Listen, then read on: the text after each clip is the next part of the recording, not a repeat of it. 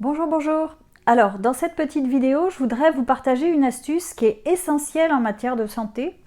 C'est la porosité de nos parois intestinales.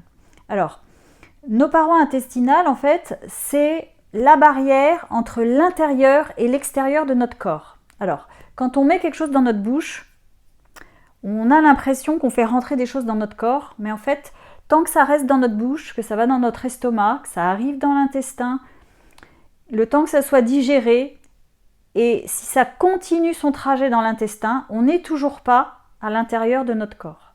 On reste dans la bouche jusqu'à notre intestin, on reste à l'extérieur du corps. Et ça, c'est primordial de le savoir parce que ça nous permet, quand nos parois intestinales sont bien fermées, sont bien scellées, de pouvoir manger, de pouvoir mettre dans notre corps des choses qui ne sont pas appropriées. Si elles sont évacuées, donc qu'elles restent à l'extérieur de ce qu'on appelle l'extérieur de notre corps quand même, je vais vous expliquer pourquoi, eh bien on est sauvé. Donc nos parois intestinales, c'est la paroi qui va constituer en fait la frontière entre l'intérieur et l'extérieur de notre corps. Donc tant qu'on est dans l'intestin, on est à l'extérieur, et dès qu'on franchit la barrière, la paroi intestinale, là on rentre à l'intérieur de notre corps et donc on passe dans la circulation sanguine, et là on est vraiment à l'intérieur de notre corps. Donc quand on parle d'encrassement du corps, on parle en fait de choses qui vont passer cette barrière et qui vont rentrer dans le sang. Et là, une fois qu'on est à l'intérieur du corps, s'il y a des intrus qui peuvent passer cette barrière, à ce moment-là, on parle d'encrassement. S'il y a des choses qui passent à travers cette barrière et qui ne devraient pas passer, eh bien, ça va nous encrasser. Alors, cette barrière, le problème, c'est qu'aujourd'hui, on a de plus en plus de mal à la garder fermée. Cette barrière, elle est au niveau de l'intestin grêle, c'est-à-dire la partie haute de notre intestin, c'est la toute première partie où vont se créer les échanges entre l'extérieur du corps et l'intérieur du corps. Donc c'est une barrière qui normalement est très... elle doit laisser passer des nutriments. Donc c'est pas quelque chose c'est pas comme un mur qui est fermé, c'est en fait une barrière chimique, c'est-à-dire qu'il y a des espèces de petites particules sur cette frontière qui laissent ou qui ne laissent pas passer les objets, les nutriments, les choses. Normalement, quelque chose qui a été digéré dans l'intestin grêle, découpé en petits morceaux, il devrait avoir son passeport pour passer à l'intérieur du corps. Les protéines, c'est des grandes chaînes d'acides aminés. Normalement, on doit avoir des enzymes pour les découper en acides aminés, et les acides aminés, ce sont les petites particules qui sont autorisées à passer à l'intérieur du corps et qui vont se reconstituer en protéines au niveau de nos cellules pour nous refabriquer de la matière. Bon. Donc normalement, quand tout se passe bien, cette barrière, elle est bien protégée, et elle ne laisse passer que ce qu'il faut à l'intérieur du corps. Seulement aujourd'hui, cette barrière, eh bien, elle n'est plus scellée, elle n'est plus imperméable, elle est poreuse. Qu'est-ce que ça veut dire, une barrière intestinale, une paroi intestinale qui est poreuse? Ça veut dire que vont passer dans notre sang tout un tas de choses, tout un tas d'individus qui n'ont normalement pas le droit de passer dans le sang, et qui vont créer tout un tas de problèmes d'encrassement. Donc, déjà, quand ça arrive dans le sang, notre système immunitaire il va se dire tiens, qu'est-ce que c'est que cet intrus? Hop, je vais créer un anticorps pour le détruire, pour l'évacuer. Bon. Et puis, il y a aussi tout un tas de choses qui sont dans la circulation sanguine, qui n'ont rien à y faire, et qui vont aller se déposer, un peu comme la poussière va se déposer sur nos meubles, et qui, à force de s'accumuler, vont faire des dépôts. Donc ils vont encrasser nos articulations, ils vont encrasser nos sinus, ils vont encrasser tout un tas, donc notre colonne vertébrale, notre tête, enfin bon, ils vont se mettre un petit peu partout dans notre corps, et ils vont nous causer tout un tas de problèmes. Donc aujourd'hui, dans notre alimentation, il y a plein d'aliments, que nous on appelle des aliments, hein, qui sont normalement pas physiologiques pour un être humain, et qui ont pour mission de nous bousiller cette barrière de ces parois intestinales. Donc qu'est-ce qu'il faut faire aujourd'hui pour avoir une bonne santé? En fait, il faut ne jamais mettre dans son corps tous ces polluants qui sont là pour nous détruire notre barrière, notre paroi intestinale. Donc qu'est-ce qu'il y a comme polluant? Qu'est-ce qu'il y a comme perturbateur? Et le perturbateur numéro 1, enfin celui que moi j'appelle le tueur en série, c'est le gluten. Alors pourquoi le gluten? Parce que le gluten, c'est une grosse protéine. Alors les gens ne se rendent pas bien compte, mais le gluten d'aujourd'hui, ça n'a rien à voir avec le gluten d'il y a 50 ans ou il y a 100 ans. Le gluten aujourd'hui, c'est une grosse molécule, c'est une grosse protéine qui a 42 chromosomes, donc qui est très difficile à découper en petits acides aminés. Et c'est une molécule qui va se poser sur nos parois intestinales et qui va faire un peu comme une paille de verre, comme du papier de verre, et qui va gratter nos parois intestinales et qui va faire des trous dedans. Alors ça c'est schématique, hein, parce que ce ne sont pas des trous forcément physiques, mais c'est des trous, ça va détruire les petits agents qui sont là pour dire si on a le droit de passer dans le sang ou si on n'a pas le droit de passer dans le sang. Donc ça va détruire cette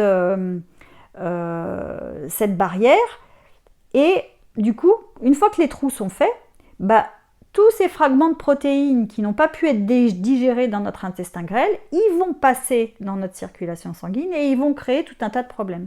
Donc le gluten, lui, c'est un des premiers perturbateurs parce que non seulement il fait les trous, mais ensuite, une fois qu'il a fini de faire des trous, il passe à l'intérieur.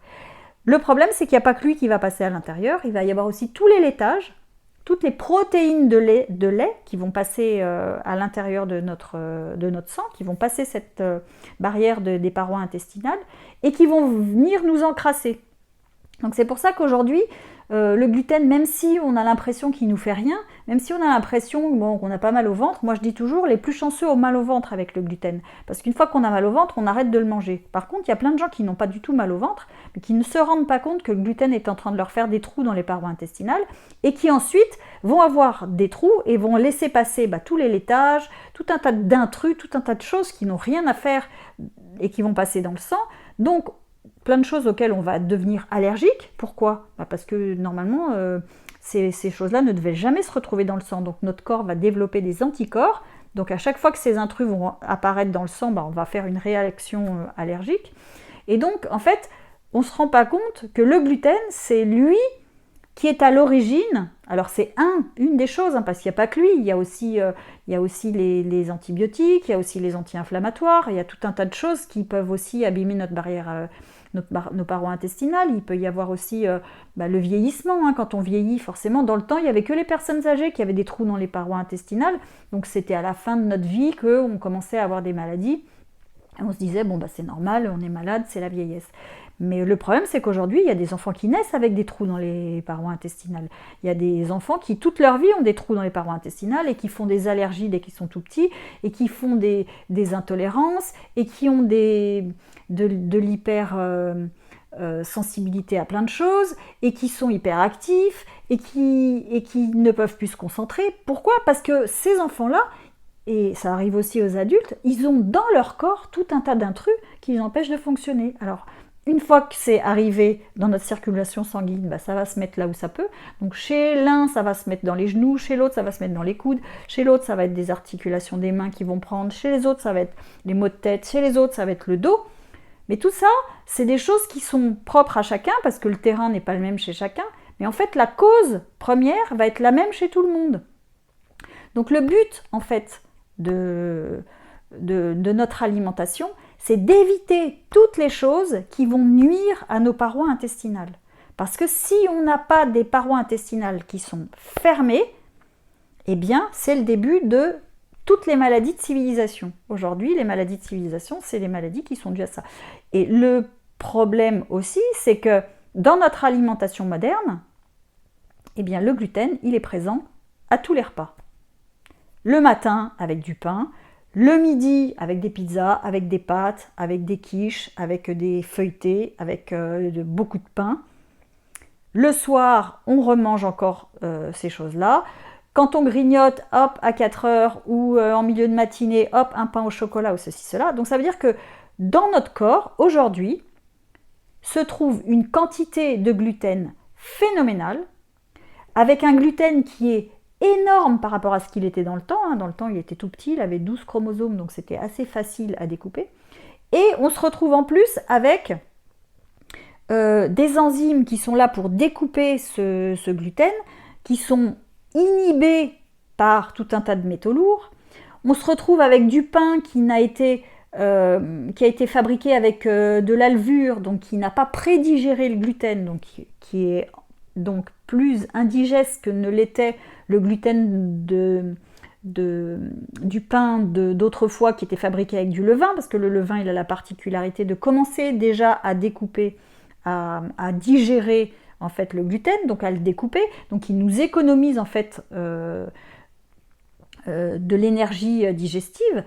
Donc aujourd'hui, on se retrouve avec sur nos parois intestinales non seulement un gluten énorme, avec une quantité énorme et avec tout un tas de facteurs qui font que on n'a plus les enzymes pour les découper et on a des métaux lourds qui inhibent le peu d'enzymes qu'on a. Donc aujourd'hui, c'est plus possible, on ne peut pas se retrouver avec des parois intestinales saines quand on met du gluten dans notre corps. Alors forcément, c'est pas agréable d'entendre ça.